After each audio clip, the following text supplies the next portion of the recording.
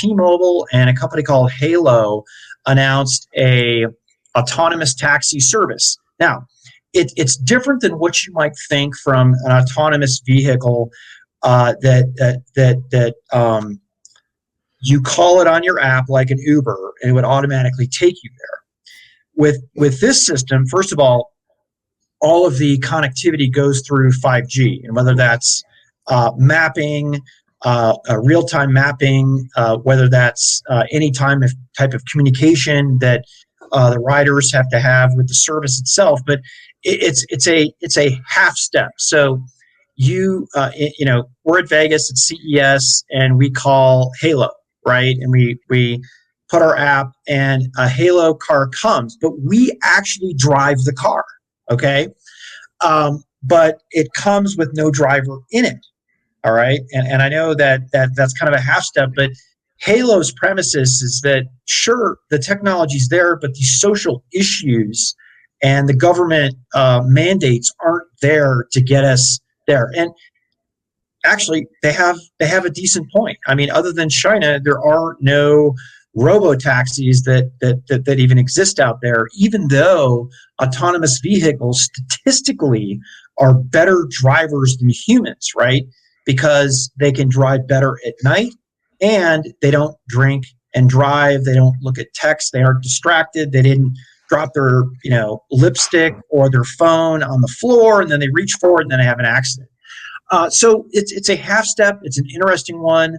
I thought the 5G connectivity was interesting, and I'll leave that there. What I did want to talk about, I wanted to add, is the Ookla U.S. statistics came out yesterday and clearly showed what I knew what happened is that T-Mobile and Qualcomm related to U.S. 5G would be on top. So every statistic except for one on 5G, and T-Mobile was maybe 1% away from Verizon, which was 5G consistency. T-Mobile won. It won on speed. It won on latency. And Qualcomm, by the way, it was a sweep. Qualcomm won on the chipset for all the top 10 phones out there. I'm not surprised. Nobody be surprised, but it should be affirmation. And I'm almost done. I want to do a victory lap and a pat on the back to Will Townsend, who's our 5G carrier analyst, where I guess it was 2.5 years ago, we had picked the carrier who was going to win the 5G race. We picked T-Mobile, and everybody's heads exploded. Verizon wasn't happy, AT&T wasn't happy, but we stuck to our guns because we saw the combination between Sprint and T-Mobile with the 3 levels of bands. Sprint brought mid-band, T-Mobile brought high band and low band, and it ended up being true. So, every once in a while, you got to do the victory lap. But congratulations to T-Mobile on Halo, and also pretty much sweeping the U.S. 5G.